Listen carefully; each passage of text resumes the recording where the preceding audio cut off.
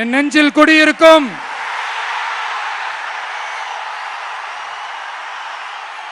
கொங்கு மண்டல தங்கங்களே, திருப்பூர் பகுதி மக்களே, உங்கள் அனைவருக்கும் என்னுடைய வணக்கம்.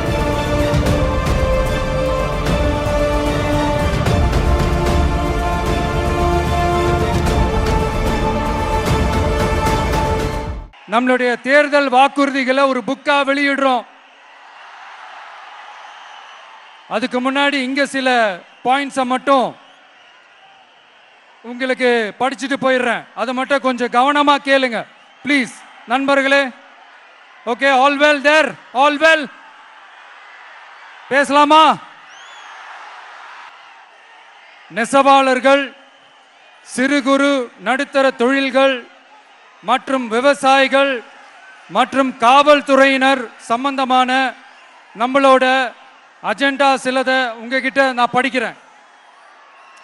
ஒன்று, நெசவாளர்களின் தயாரிப்புகளை நேரடியாக சர்வதேச சந்தைகளில் விற்பனை செய்வதற்காக அரசுக்கு சொந்தமான ஒரு உலகளாவிய இ காமர்ஸ் பிராண்ட் உருவாக்கப்படும்.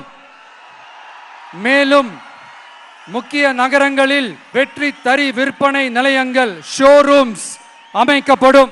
இரண்டாவது, நிலையற்ற நூல் விலை மற்றும் மின்சார நெருக்கடி சுமையை பகிர்ந்து கொள்ள கைத்தறி மற்றும் விசைத்தறி வைத்திருக்கும் ஒவ்வொரு நெசவாளர் குடும்பத்திற்கும் ஆண்டுக்கு 30,000 ரூபாய் வங்கி மூலம் நேரடியாக நமது டிவிக்கு அரசு வழங்கும்.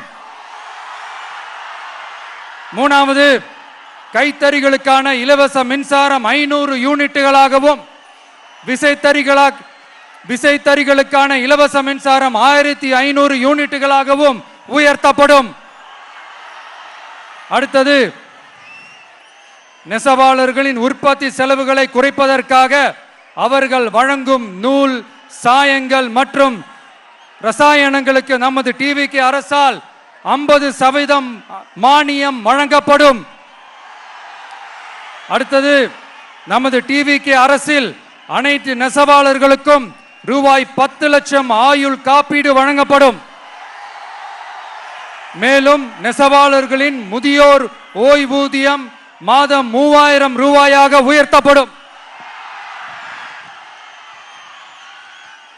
குறு சிறு மற்றும் நடுத்தர தொழில்களின் வளர்ச்சி, லட்சக்கணக்கான வேலை வாய்ப்புகளை உருவாக்குற துறையில ஒண்ணுதான் இந்த எம்எஸ்எம்இஸ்.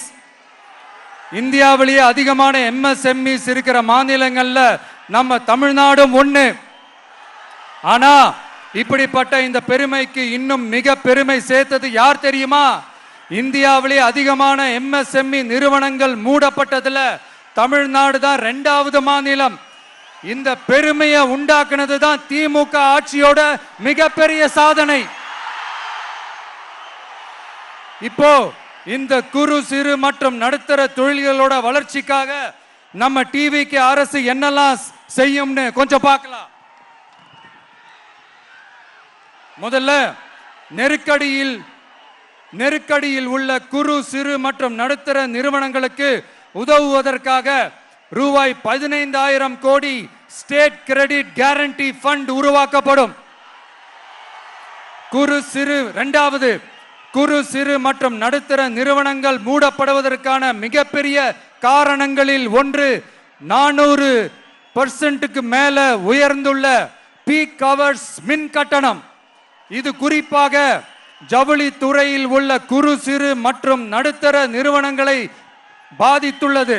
டிவிகே குறு சிறு மற்றும் நடுத்தர நிறுவனங்களுக்கான எம்எஸ்எம்இஸ் இந்த பீக் ஹவர்ஸ் மின் கட்டணத்தை நமது டிவிகே அரசு நிறுத்தி வைக்கும். அடுத்தது, விரிவான ஆய்வுக்கு பிறகே மின் கட்டணத்தை முறைப்படுத்தும். மேலும் குறு சிறு மற்றும் நடுத்தர நிறுவனங்கள் அடுத்து வரும் 5 ஆண்டுகளுக்கு 100% மின்சார வரி விலக்கை பெறும். அடுத்தது, குறு சிறு மற்றும் நடுத்தர நிறுவனங்கள் உலகளவில் போட்டி போடுவதை உறுதி செய்வதற்காக அவற்றை நவீனமயமாக்க ஒரு யூனிட்டுக்கு ரூபாய் 50 லட்சம் வரை என்ற அளவில் 35% நேரடி மூலதன மானியத்தை நமது டிவிகே அரசு வழங்கும்.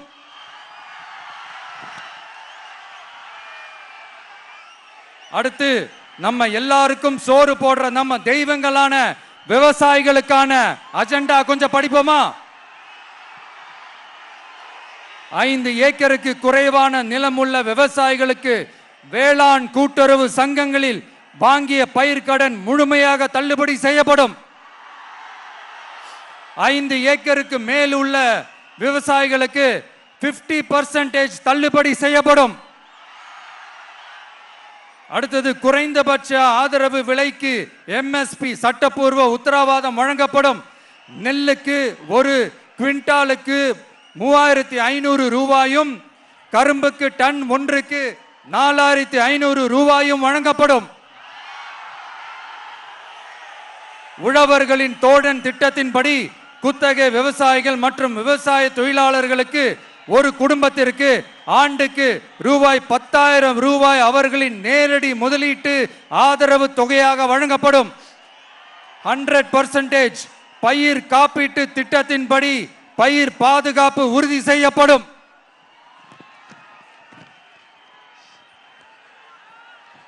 கடைசியாக நமது அரசு ஊழியர்கள் நலன்.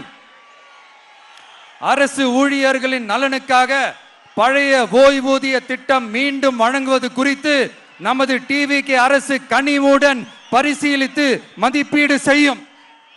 அடுத்தது 5 அல்லது அதற்கு மேற்பட்ட ஆண்டுகள் தொடர்ச்சியாக அரசு பணியை நிறைவு செய்துள்ள அனைத்து தற்காலிக ஆசிரியர்கள், செவிலியர்கள் மற்றும் எழுத்தர் பணியாளர்களை நமது டிவிகே அரசு பணி நிரந்தரம் செய்யும். 3வது, பதவி உயர்வுக்கு பணம் பெறும் கலாச்சாரத்தை நமது டிவிகே அரசு முடிவுக்கு கொண்டு வரும். அனைத்து அரசு ஊழியர்களின் இடமாற்றங்களும் வெளிப்படையான மற்றும் கால வரையறைக்கு உட்பட்ட முறையில் நடைமுறைப்படுத்தப்படும். 4வது, காவலர்களின் அடிப்படை மாத ஊதியத்தை 18,200 ரூபாயிலிருந்து 25,000 ரூபாயாக நமது டிவிகே அரசு உயர்த்தும். அதிக மன அழுத்தம் உள்ள பணிகளில் ஈடுபடும் காவலர்களுக்கு பணிப்படியாக மாதம் 1000 ரூபாய் கூடுதலாக வழங்கப்படும். காவலர் நலன் மற்றும் பணி நிபந்தனைகள் சட்டத்தை, அதாவது police welfare and working conditions act, நமது டிவிகே அரசு இயற்றும். அச்சட்டத்தின்படி காவலர்களின் பணி நேரங்கள் முறைப்படுத்தப்படும். அதிக பணி சுமை கொண்ட காவலர்களுக்கு வாரத்திற்கு ஒரு சுழற்சி முறை விடுமுறையை உறுதி செய்யப்படும். சலவை படியை, அதாவது வாஷிங் அலவன்ஸ் 500 ரூபாயிலிருந்து 1000 ரூபாயாக உயர்த்தப்படும். மேலும் மதுரை, கோயம்புத்தூர், திருச்சி, திருநெல்வேலி, சேலம் மற்றும் வேலூர் ஆகிய இடங்களில் காவலர் நல மருத்துவமனைகள் நமது டிவிகே அரசு நிறுவும். கடைசியாக பெண் காவல்துறை அதிகாரிகள் பாதுகாப்பு நெறிமுறை அல்லது பாதுகாப்பு பணிகளுக்கு பணியமர்த்தப்பட மாட்டார்கள். பெண் காவல்துறை பணியாளர்களுக்கென தனி ஓய்வறைகளும் நடமாடும் டாய்லெட் யூனிட்டுகளும் அமைக்கப்படும். நீங்க எல்லாரும் இந்த விஜய 100% நம்பலாம். நான் உங்களுக்காக மட்டும்தான் வந்திருக்கிறேன். உங்களுக்காக நன்றி கடன் செலுத்துறதுக்காக மட்டும்தான் வந்திருக்கிறேன். போய் வாக்குறுதிகள் கொடுத்து நான் உங்களை ஏமாத்த மாட்டேன். அதனால உங்க அண்ணனுக்கு, உங்க தம்பிக்கு, உங்க மகனுக்கு, உங்க பிள்ளைக்கு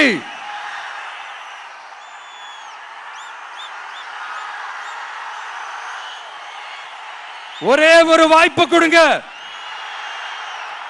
தயவு செஞ்சு விசில் சின்னத்துக்கு ஓட்டு போடுங்க. இது ஒரு விசில் புரட்சி தேர்தலா இருக்கணும். கான்பிடென்டா இருங்க. நல்லதே நடக்கும். வெற்றி நிச்சயம், வெற்றி நிச்சயம், வெற்றி நிச்சயம்.